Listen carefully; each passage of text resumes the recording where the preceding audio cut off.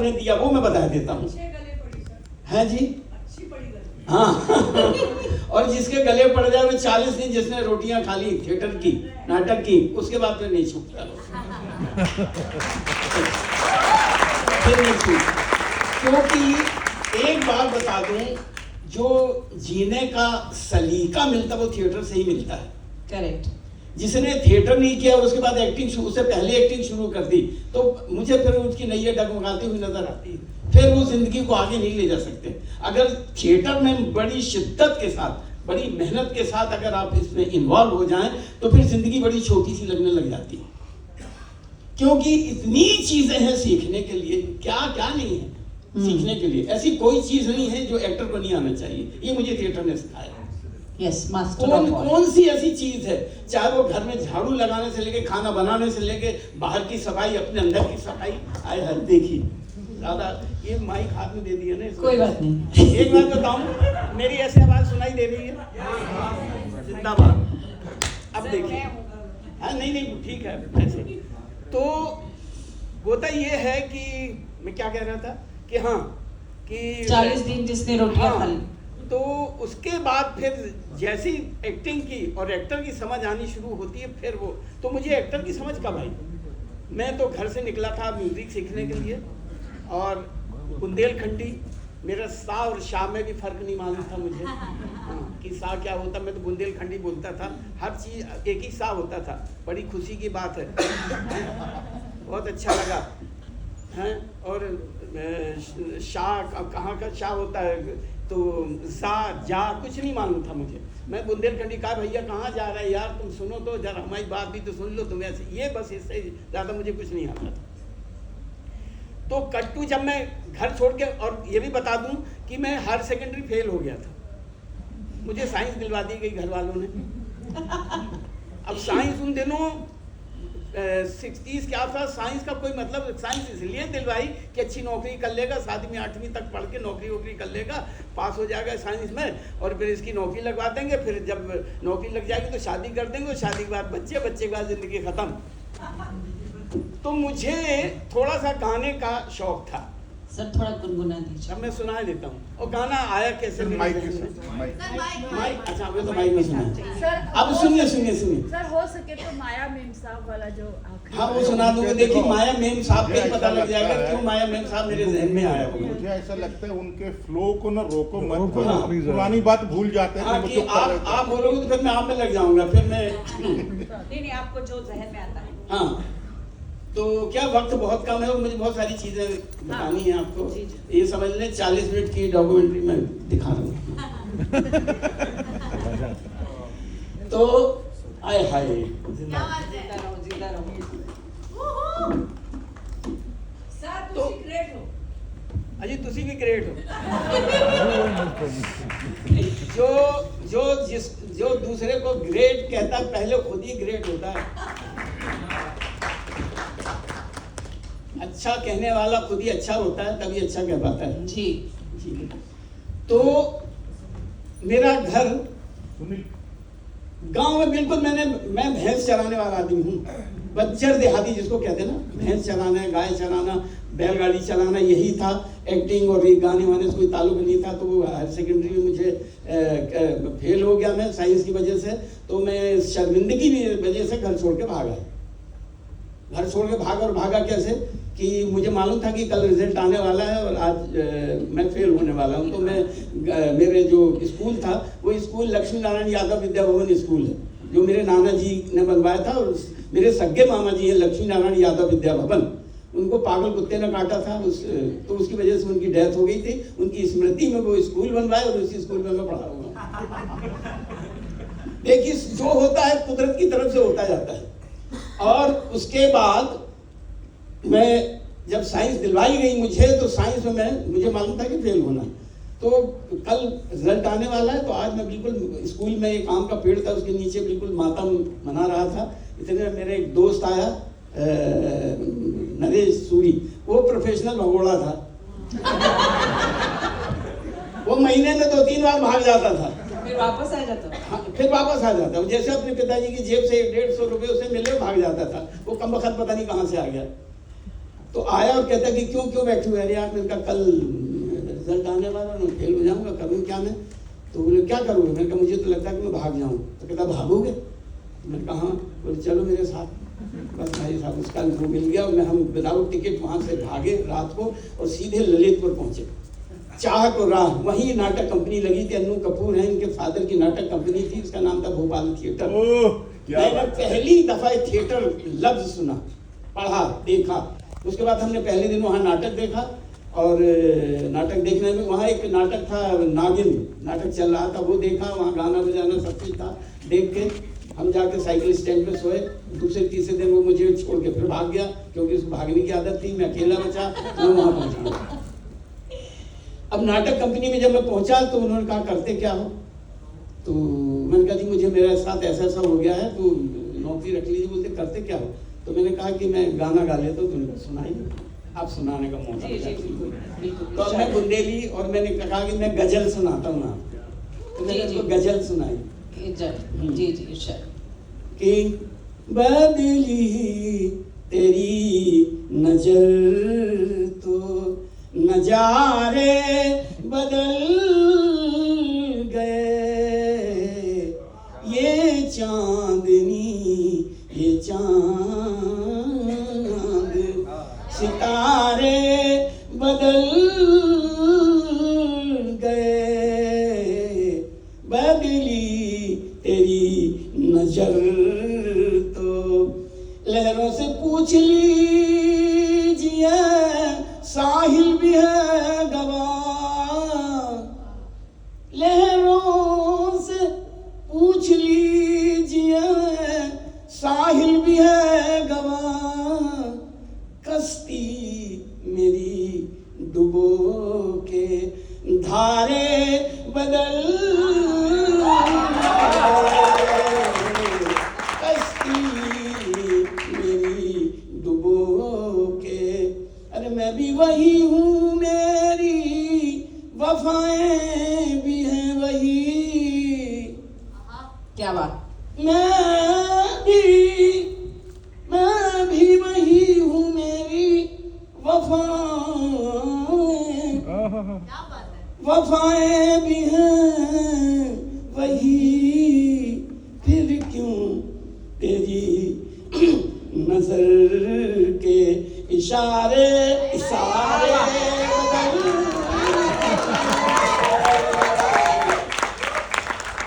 फिर क्यों तेरी नजर के इशारे बदल गए, बदली तेरी नजर तो कहने लगे भैया क्या बात। तालियां।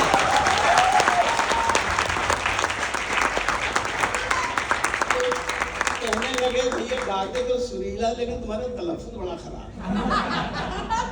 तो मैंने उनसे कहा जी तबले पे गाऊंगा तो ठीक हो जाएगा। मुझे लगा तलफ्फुज़ तबले से कोई मतलब होगा। तो सारे लोग हंसने लगे, वहाँ पे बुरी तरह हंसने लगे। तब फिर वो जो हमारे बाबूजी जो अनु के फादर, उन्होंने कहा कि बेटा तलफ्फुज़ का मतलब उच्चारण होता है, प्रोनाउंसिएशन होता है। तो मैंने कहा हाँ ठीक है। तो फिर मैंने कहा तो ठीक है, मैं नहीं, तो बोले नहीं आ जाओ, लेकिन वो ठीक है। मैंने कहा मैं ठीक कर लूँगा। फिर मुझे 2 रुपये 50 पैसे पर डे के हिसाब से उस नाटक कंपनी में दाखिला मिल गया और वहाँ मैंने 6 महीने के अंदर उर्दू लिखनी पढ़नी सीख डाली। और मुझे ये लगा कि ये फेल होना भी कितनी बड़ी नियामत ऊपर वाली। सच, मैं आज तक फेल होने को दुआ देता हूँ कि ना वो फेल होता ना। इसलिए हमेशा फेल होने को आप ये समझिए कि पता नहीं कुछ होने वाला है। उस फेल होने को फेल होना नहीं होता, पास होना होता है। वो फेल ऐसी जगह पास करे। मैं आज तक याद करता हूँ कि अगर मैं पास हो जाता तो मैं कहीं का नहीं, आज यहाँ पहुँचता ही नहीं। और जब फेल हुआ हूँ और तब तक मैं पास नहीं हुआ। कई जगह आप हर जगह नहीं कामयाब होते, हर जगह नहीं होते, लेकिन वो नाकामयाबी ने मुझे ऐसा कामयाब बनाया है उस जगह पे। क्योंकि एक तो जुनून, मैं बड़ा जिद्दी किस्म का आदमी हूँ कि जो नहीं आता मैं जुड़ जाता हूँ। मैं NSD आया, NSD में NSD तक का कैसा सफर रहा? सफर, फिर उसके बाद 6 साल में वहाँ बिल्कुल खाना बदोशों की मैंने जिंदगी गुजारी। खाना बदोशों की तरह था। हमें 2-2.5 रुपए कहने को थे, लेकिन 1.5 रुपए और 8 आने और 4 आने में भी हमने काम चलाया है। और बड़ी भूखमरी, खाना बदोशी बिल्कुल। और इस भूखे रहने में इतना मजा आया, इतना कुछ सीखा है मैंने, सच कह रहा हूँ, इतना कुछ सीखा है कि आज वो दिन मुझे बड़े खूबसूरत लगते हैं, क्योंकि अभाव में ही सीखा जा सकता है। आपके पास सब कुछ लाभ दिया जाए तो आप कभी कुछ नहीं सीखेंगे, और आज वही कमी है। नहीं सर, ये जो आज की जनरेशन है, वहाँ यहाँ जो आज की जनरेशन है उनके लिए सब कुछ अवेलेबल है। हाँ तो हटा दीजिए ना, फोन को ही हटा दीजिए बस, और मत करिए कुछ, फिर देख लीजिए।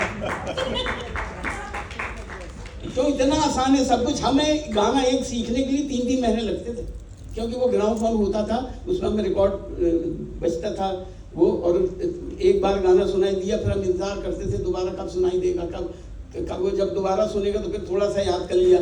सिनेमा देखने जाते तो गाने की वो किताबें मिलती थी, वो उसमें जो गाने लिखे थे पहले गाने याद कर लेते, फिर सुनने जाया करते थे, फिर फिल्म देख ले जाया करते, ऐसे करके हम गाने।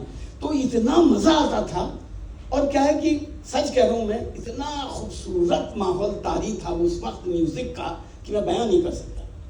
तो मैं वो बता रहा था एक किस्सा कि सुर मेरे जहन में कैसे पड़े, वो बताना बड़ा जरूरी है।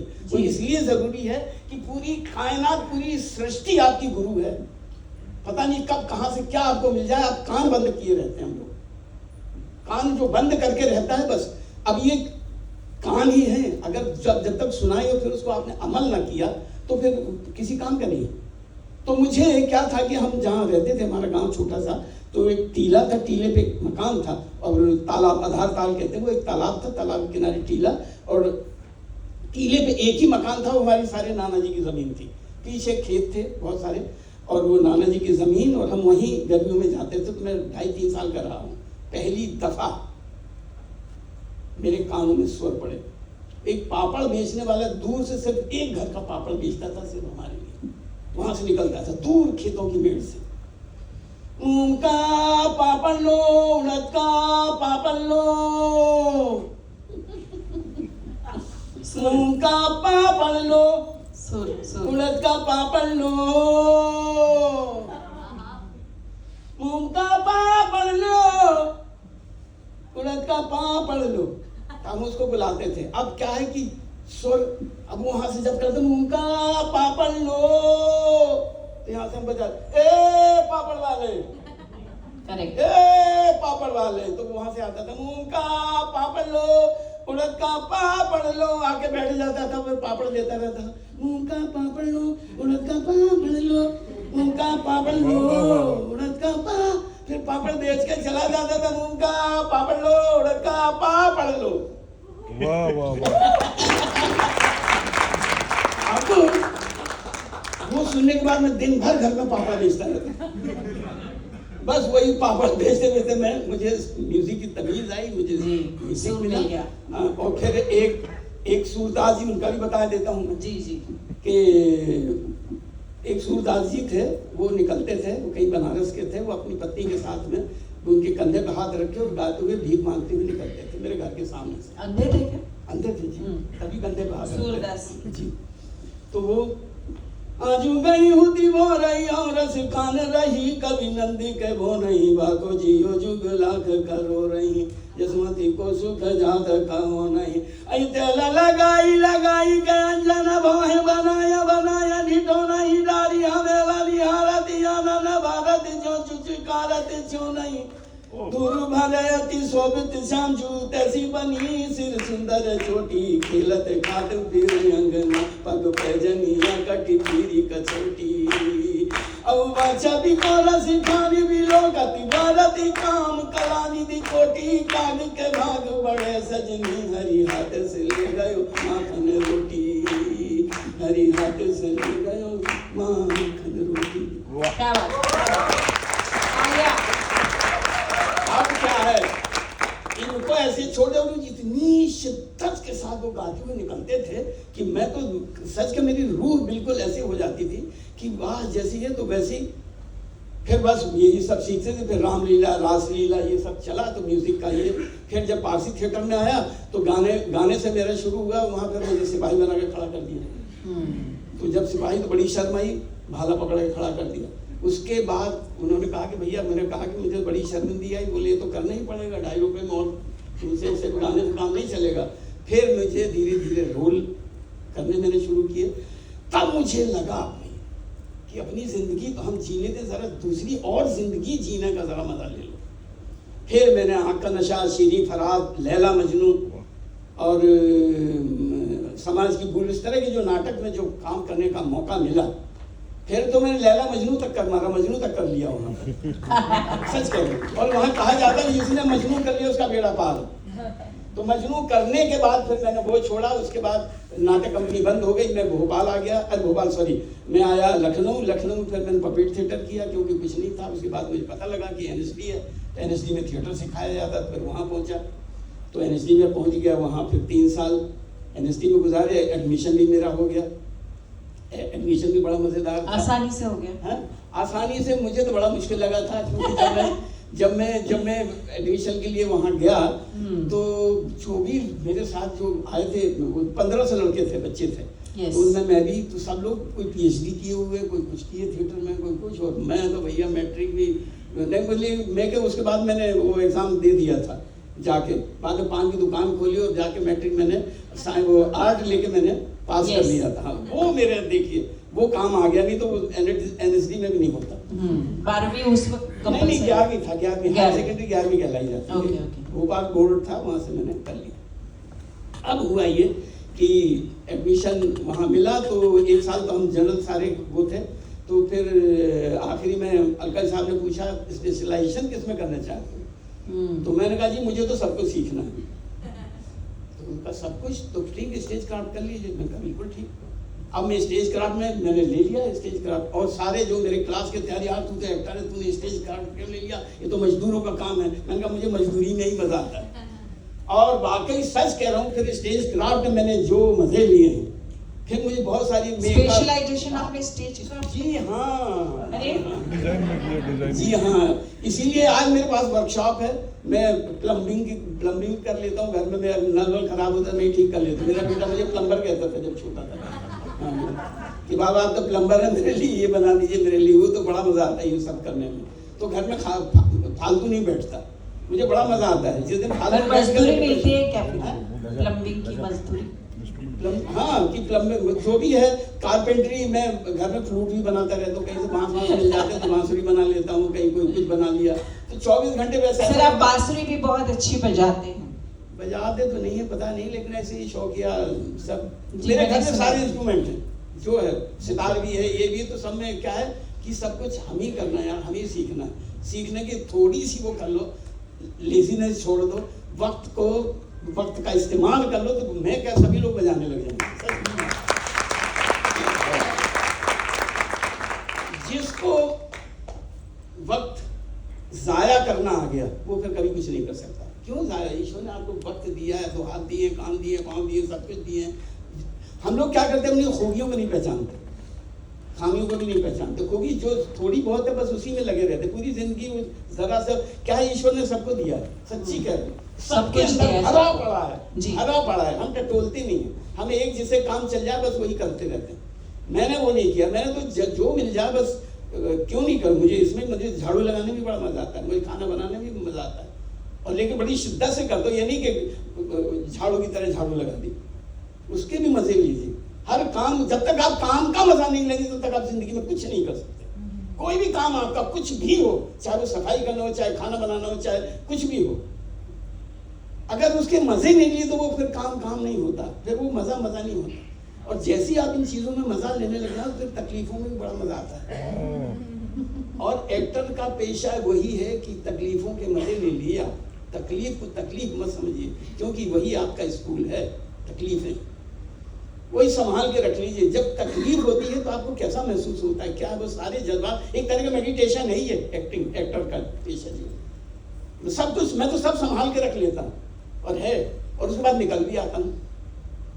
क्योंकि अगर वो ना हो तो आप कहीं पहुंच ही नहीं सकते। आपको मांझने में जो दिक्कतें, जो तकलीफें होती हैं, वो वही तो मजा है। सुबह स्कूल की जब घंटी बजती है पहली क्लास में, तो वहीं से तकलीफ, तो वहीं से शुरू हो जाती है। अब वो घंटी समझ के तकलीफ को समझ के कि तकलीफ है भैया तो मत जाओ, तो बैठे रहिए फिर घर में। तो मैं तो हमेशा हमेशा सुबह, मेरी आदत है 4:30-5 बजे, तो पहले से मैं बचपन से ही आदत है, उस वक्त उठ जाता हूँ। उसके बाद कुछ देखता रहता हूँ, ढूंढता रहता हूँ, कहीं लिख लिया, पढ़ लिया, कुछ कर लिया। बाकी पार्टी वार्टी में नहीं जाता हूँ, वहाँ से थोड़ी कतराता हूँ, तो बहुत वक्त ज़्यादा होता है जी। हाँ, तो उन सब से बचा रहा। तो बीच में गया भी, ऐसा नहीं कि मैं बिल्कुल हाथ दूध का धुला हूँ, मैंने सब करके देख लिया, लेकिन सिर्फ वक्त ज़ाया करने के और कुछ नहीं होता। तो आपको वक्त दिया है तो अपने ही ऊपर काम करिए, अपने को पहचानिए, समझिए क्या है आप में, खूबियाँ क्या हैं, आप में खामियाँ क्या हैं। खूबियों को मांझ लीजिए, खामियाँ उनको खूबियों में तब्दील कर लीजिए, बस और क्या है, इतना सा काम है। क्या बात। यही जिंदगी के मजे हैं। तो मेरे ख्याल से ये जो थिएटर का पेशा है, जो एक्टर का पेशा है, इसका यही मजा है। अगर आप इसका मजा लेना शुरू कर दें तो जिंदगी इतनी छोटी लगती है कि बता नहीं सकता, क्योंकि बहुत कुछ पढ़ा है सीखने के लिए। और जिंदगी बड़ी है, कितने साल की होगी, 70 साल की, 80 साल की, 150 साल की। 150 साल में क्या होता है, आपकी जिंदगी कम से कम 4-5 हज़ार साल होनी चाहिए, तब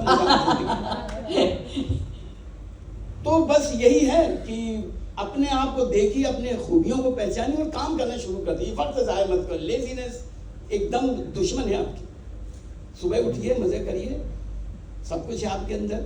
बस यही था। अब मैं बता दूंगी जी, किस्सा में जो बीच में रह गया था, मैं आपको बोलने नहीं दे रहा हूँ। हाँ, नहीं, मैं बोलना नहीं चाहती सर, आप बोलिए। कि मैं मन्नाडे और मुकेश, इन लोगों के गाने गाया करता था पासे थिएटर। मुकेश जी का नहीं, मुकेश जी, मन्नाडे, रफी, सब, हाँ सब लोग। तो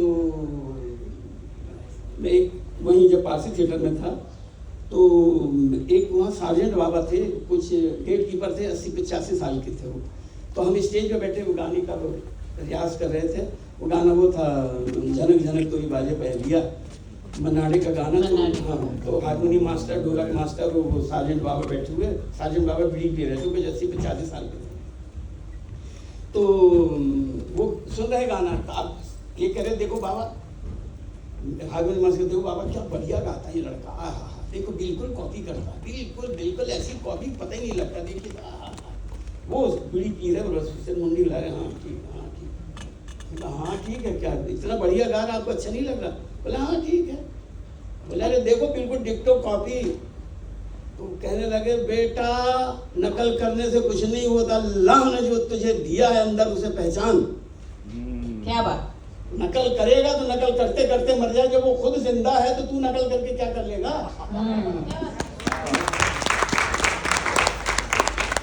किया कि किसी की नकल नहीं करूंगा, अंदर जो होगा मैं उसी को पूरे दूंगा, उसी को ढूंढूंगा, उसी से वो करूंगा। तो बस यही है। वहां उसने फिर जीना एक और सिखा दिया मुझे कि आपको कैसे, तो है सब कुछ अंदर। हम बस वो होता है ना कि लोग तारीफों के भूखे होते हैं बहुत, और उसी में खो जाते हैं। और ये हमेशा मैं सच से कहती हूँ, नकल करना छोड़ दीजिए। सबसे ज्यादा जो दुश्मन है आप, नकल है आपकी।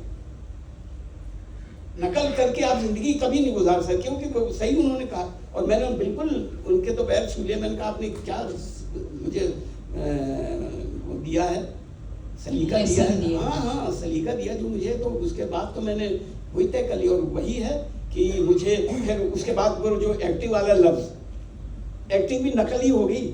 अगर आप देखें कि कहा कि किसी का भी ये रोल, इसकी एक्टिंग करनी है आपको, तो उसी वक्त एक्टिंग शुरू हो जाएगी। तो ये उसी वक्त से मुझे फिर ये सारी चीज समझ आने लगी कि एक्टिंग मत करो, डूब के काम करो। तो भैया मैंने तैरना तो सीख लिया, लेकिन काम करने के लिए डूब ही जाता। मुझे डूबने में ज्यादा मजा आता, तैरने में उतना मजा नहीं आता।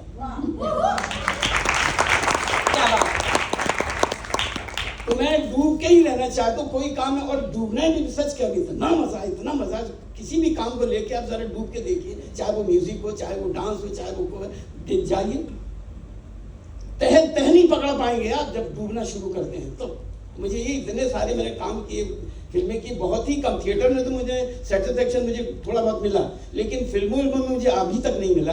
65 और 60 इससे ज़्यादा मैं ऊपर नहीं चढ़ पाया। बस यही था।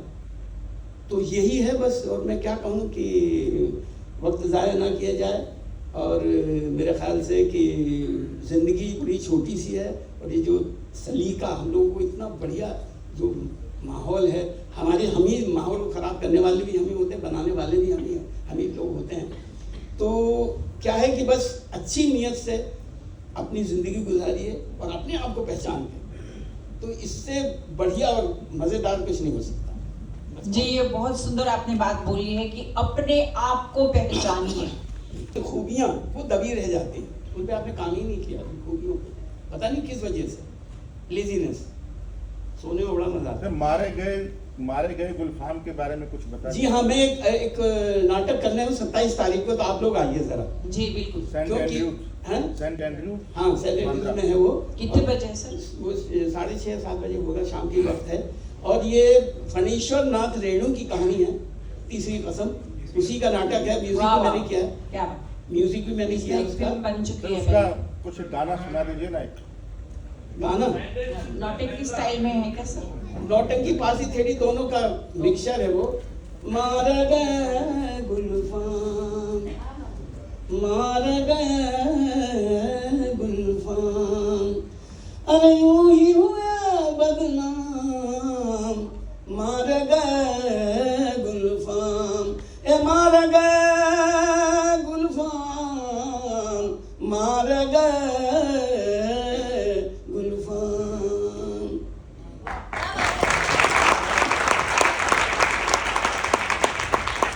तेरी बाकी अदा पे मैं खुद हूँ फिदा, अपनी चार का दिलबर बयां क्या करूं, यही ख्वाहिश है तुम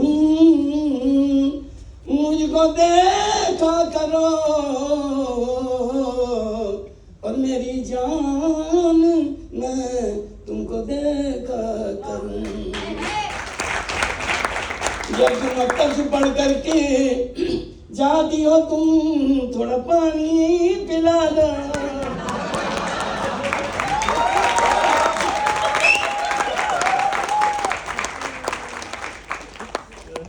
क्या बात? जबकि मकतब से पढ़ कर के जाते हो तुम, तो जुदाई में बेकल हो तड़पा करूं, याद आती रहे शबीर बोली तेरी,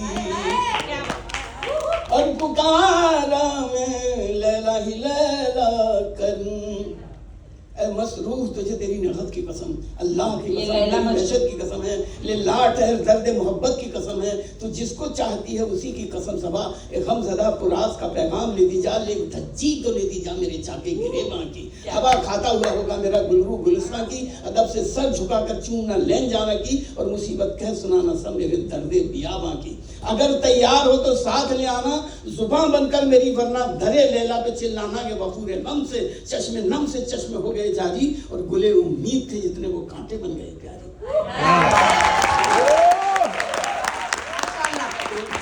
ख्वाहिश मुझको देखा करो, यही ख्वाहिश तुम मुझको देखा करो, और मेरी जान